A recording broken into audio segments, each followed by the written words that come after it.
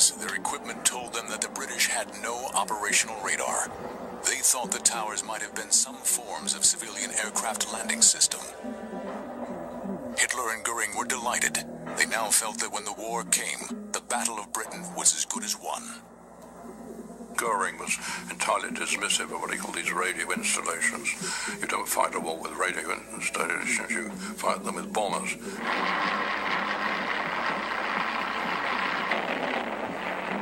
With the outbreak of World War II on September 3rd, 1939, the vulnerable east coast of Britain was now under continuous radar watch. Robert Watson Watt's system had been improved to the point where it could detect an enemy aircraft by day or night in any weather.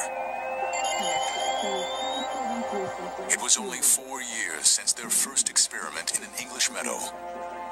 Yet the period of development was now over. The first bombers would wreak havoc on Britain. Radar was about to be put to the test.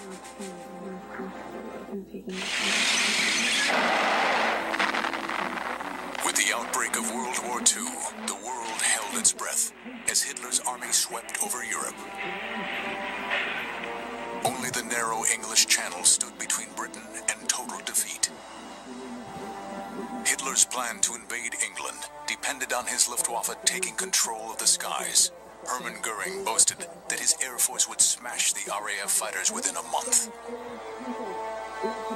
An integral part of Britain's defense plan against such an attack was Robert Watson Watt's Chain Holmes system of radar.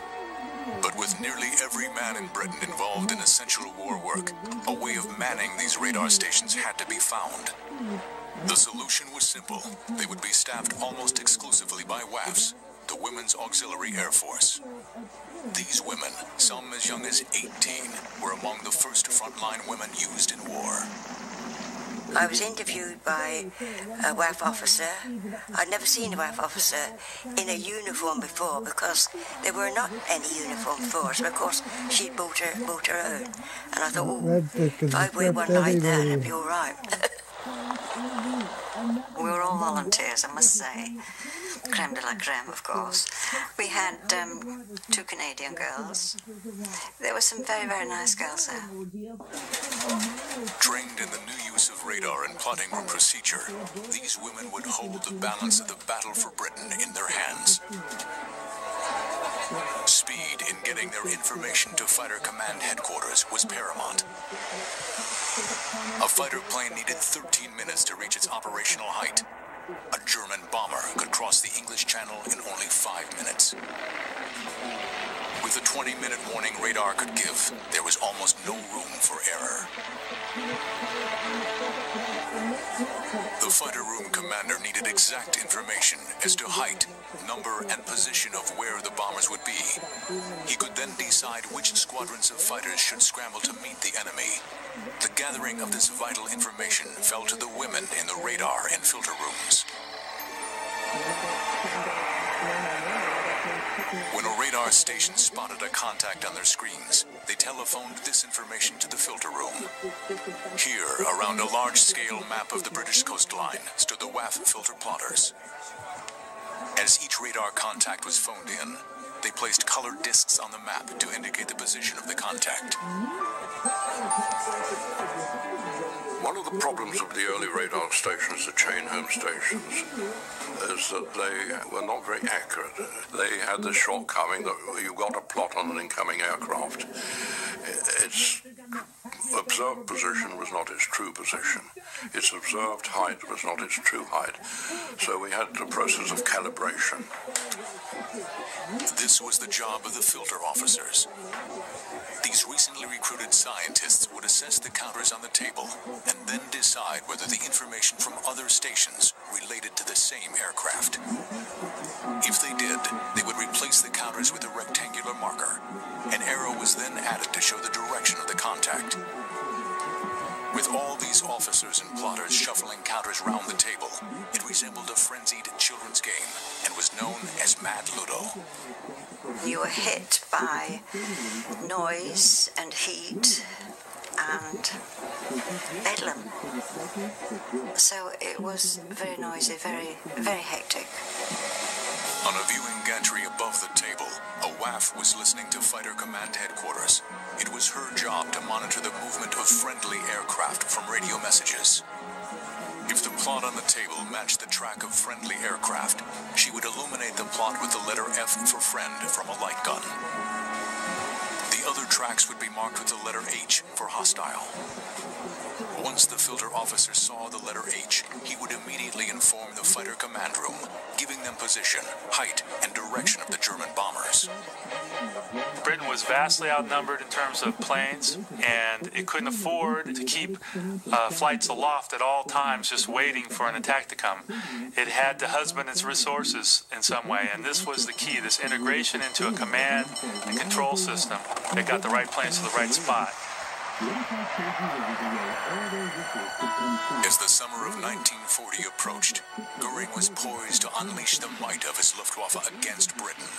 He had over 3,000 aircraft. Britain had just 600 fighters. But as its eyes and ears, the RAF had Watts & Watts chain-home radar screen.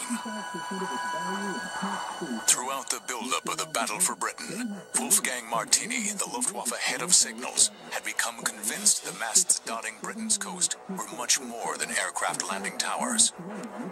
He finally persuaded Goering to allow the Luftwaffe to bomb them. It was Sunday, August 8th, at 1 o'clock in the afternoon. 19-year-old Avis Parsons was alone at her radar post. When they started to send the 100-plus over, that 100-plus aircraft had never been seen on a radar screen. And it was just, it's difficult to say, it's just a blurred mass. And we had to almost guess how many aircraft there were.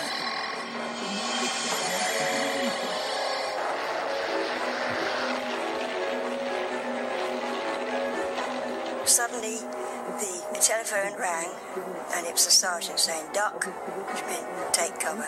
And all I said was, I cannot, I've got too much information coming through. And he just said, "I'll leave it to you."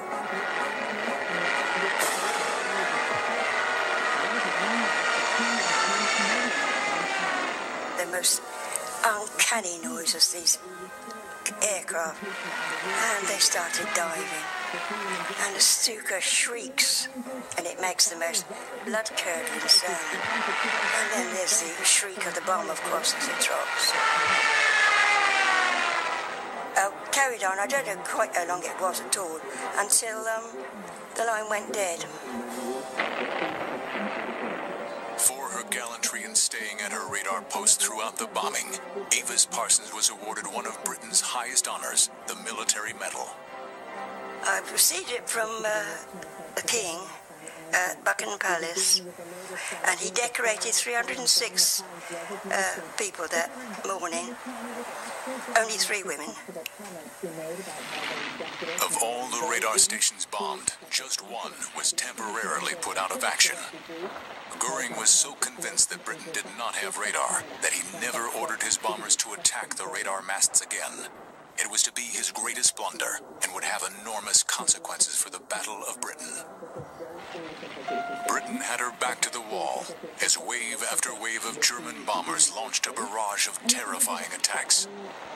As each flight crossed the English Channel, they were plotted by the WAFs of the Royal Air Force. You would be getting more and more coming in, and you'd know, you'd look across to somebody else and they were getting a lot in, and you'd wink, you know, or something. You knew that was something big coming in. You just got on with the job, you just did the job, it was there, you did it. There's no anxiety at all. If you're going to be bombed, well, you were going to be bombed.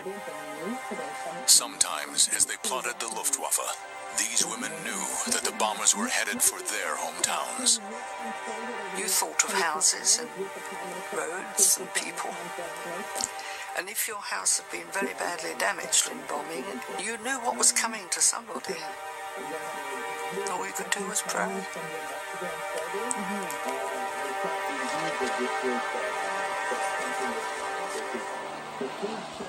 As the battle increased, the hard-pressed Germans were unable to understand where the RAF got their apparently inexhaustible supply of fighters. The reality was that the RAF was fast running out of reserves.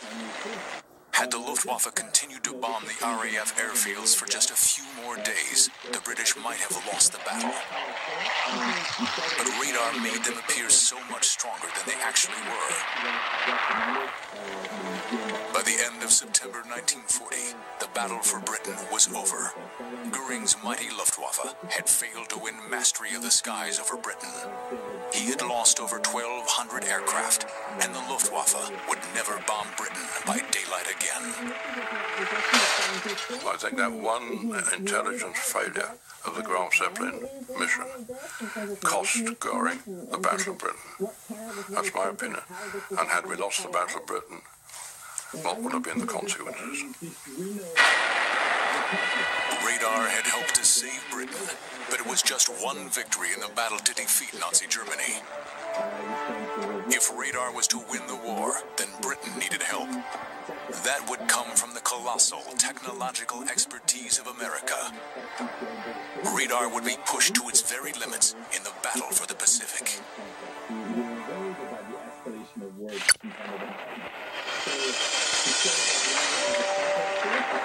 By summer 1940, as Britain was fighting for its very life, Prime Minister Winston Churchill made a momentous decision. He knew that for Britain to win the war, she needed America's engineering and manufacturing resources. An important aspect of the war was that while we had the creative ability to develop the most advanced radars in the world, we did not have the production capacity. And we needed the Americans' productivity resources. In August, Churchill authorized Henry Tizard to form a team and unconditionally share the secrets of radar with the United States. The British heads of military branches were very reluctant to share some of these early secrets with the Americans. Churchill had a different attitude. It was, we can't do this by ourselves. We don't have time to worry about secrets.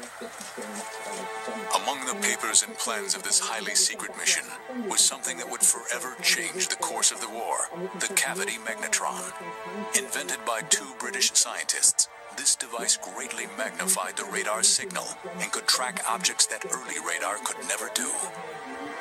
This was a device that looked a lot like a clay pigeon used in skeet shooting. It could fit in the palm of a hand, yet it could put out, on a wavelength of 10 centimeters, microwave energy, powerful radio waves that were about 1,000 times more powerful than any other transmitter known on that wavelength. So this was this wasn't just an evolution, this was a revolution. Ironically, this quantum leap in science was not sent to America under armed guard. Although shrouded in secrecy, it made its momentous journey via London taxicab, passenger train, and ocean liner. But when the cavity magnetron finally arrived in America, it stunned its top scientists and opened the doors to the U.S. radar program. In doing so, it would also help modernize America's armaments. When the British opened up this black box and especially showed the magnetron, it blew the Americans away. They felt that overnight their own fledgling microwave radar techniques had been advanced 2 years. The official historian, James Finney Baxter, in describing the magnetron, wrote that when the British brought one to America, they brought the most valuable cargo ever carried to our shores. Research immediately started at MIT, the Massachusetts Institute of Technology, in the Radiation Laboratory, or RadLab.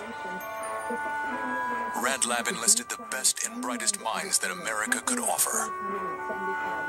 There began a recruiting drive, the likes of which we never saw again. They brought in the best known physicists in America. They'd routinely get a call that would say something like, come join this effort that we have.